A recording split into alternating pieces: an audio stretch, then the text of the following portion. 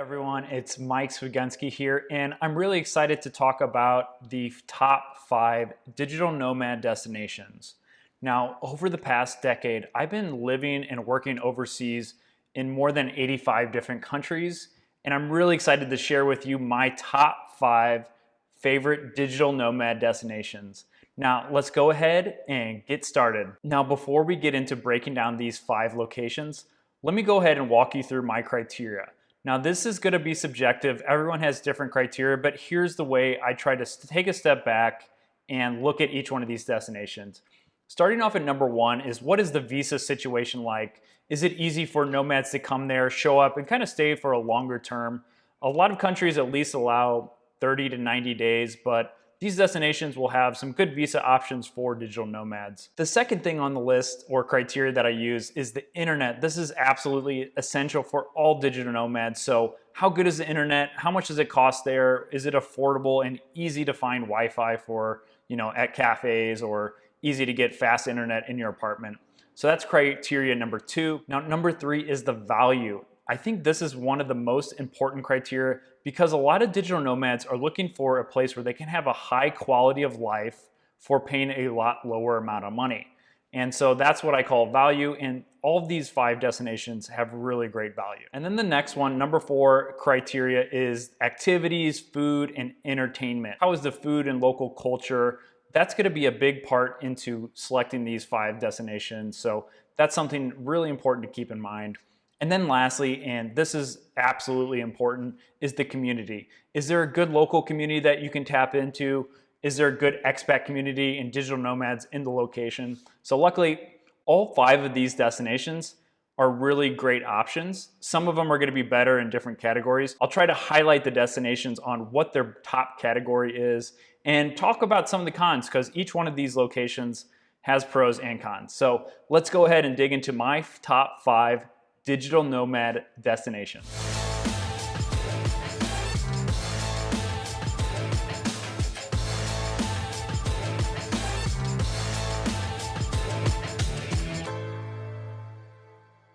So starting off at number 1, my top digital nomad destination is Tbilisi, Georgia.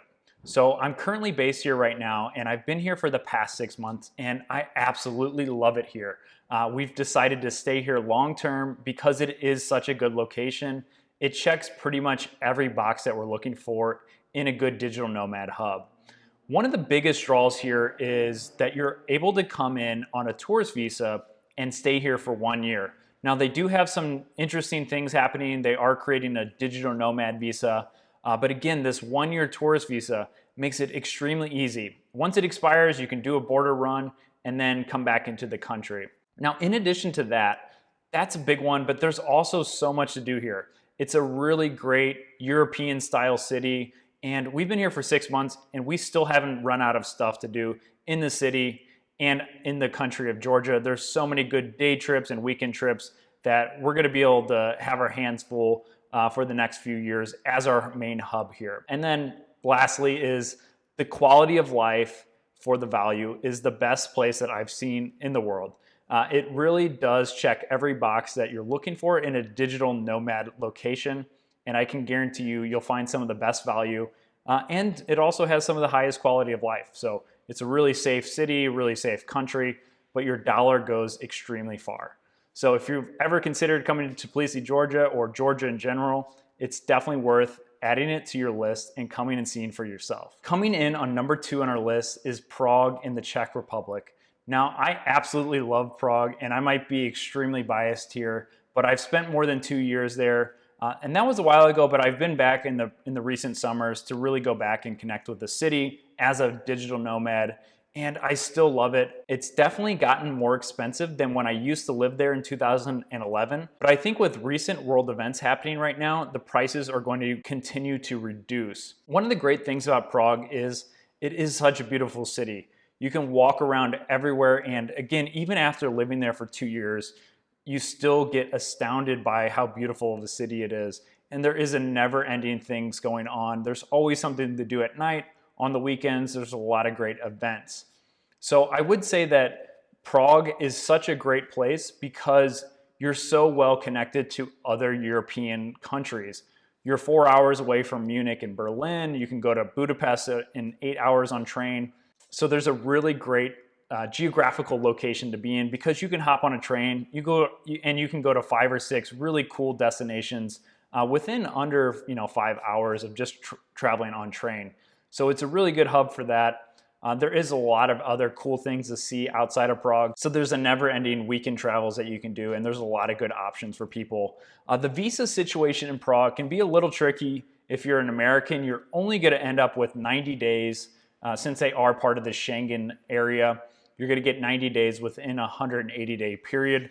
There are definitely some workarounds to this, like setting up a business, or there's some other like freelancer and digital nomad visas that are appearing. So there is options to stay longer than 90 days. It just might be a little bit more effort than just showing up, showing your passport.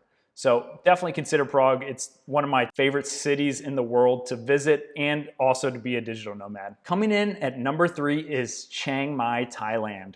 Again, this is like the digital nomad mecca, and I couldn't make a list without including it.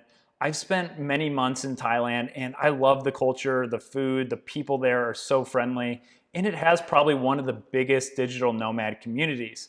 Now, Chiang Mai has a lot of great features, but I will start with talking about one of the downsides is the burning season. So there's a few months of the year where the farmers are burning crops, so it's kind of not a great place to be during that time. But outside of that, it's a really great destination. Chiang Mai has a really good affordable options for housing and food. You can have a really great lifestyle for a fraction of the cost. So a lot of people can get by on $1,000 a month, and you can have a really good lifestyle, really comfortable lifestyle with a nice apartment, eating out every day. And there's just so much to do. There's always meetups and really great people. So if you're looking to start your business, no matter what level you're at, you'll find somebody in Chiang Mai that you can meet up with and kind of help each other out. Now, definitely check out Chiang Mai, Thailand. It's a really fantastic place to be based as a digital nomad. Now, number 4 on the list is Medellin, Colombia. Now, I spent more than 2 years in Medellin and absolutely loved my time there. Again, it has a really great local community and also a really good group of digital nomads and location-independent entrepreneurs there. So there is a really great place to be based as a digital nomad. Now, Medellin has a lot of great features, and one of those things is, 1, the time zone is perfect if you have US clients or customers, and 2, the weather is absolutely wonderful year-round. They call it the eternal spring because it's around 75 degrees year-round, and it is just a lovely place to be based. Now, on the flip side though, Medellin's not perfect, like none of these cities are. There are some serious concerns about safety, and even though I didn't have anything personally happen to me or my girlfriend, there were a lot of people that I was directly connected with that did have issues in Medellin. So I do have to mention that, but again, it's really come a long way in the past 10, 15 years, and the safety is continuing to increase. So Medellin's a great location. The visa situation is very easy for Americans. We can spend around 6 months there in a calendar year. So after that 6 months or after that calendar year expires, you're able to extend for another 6 months. So you could potentially get there 6 months before the year ends and then reset for another year. And it's a really good destination for people who are looking to stay in that US time zone and kind of stay connected to North America. It's just a 3-hour flight from Miami. So again, you're not too far away. Now, number 5 on our list is Lisbon, Portugal. And this is going to be one of the best value destinations in Western Europe. Again, the visa situation, there are some other good options, but you're going to run into the 90 days visa option for Americans. There are other alternatives, but you'll have to kind of look into those if you want to set up a business. Or they actually do have some really easy options if you're looking to stay there long term. You can make some investments into the country and stay there much longer term, and you can get residency fairly easy. Now, Lisbon has a lot to do, some beautiful beaches, a really great culture, and some affordable cost of living. Now, all of these destinations that I talked about today, they kind of check all of these boxes, and they are really great options. You honestly can't go wrong with any of these. Portugal is going to be great if you want to be close to a beach. Prague's going to be great if you want to be in Central Europe and really explore other European destinations. And Tbilisi, Georgia is going to be amazing if you want a really high quality of life for great value and to kind of just come in, not have to worry about the visa situation so much, because it is so easy for Americans, and around like 170 other countries can come here for a year. So it's really worth considering all of these options. And let me know, what's your favorite destination you've been to? Make sure you leave a comment below and let us know what's your favorite digital nomad destination. I'll take a look at those. And again, if you made it this far, please consider subscribing, liking that video. I'm putting out new videos every week, and make sure you hit the notification bell to let you know when the next video goes live. Appreciate all of your time, and thanks again for listening in. Take care.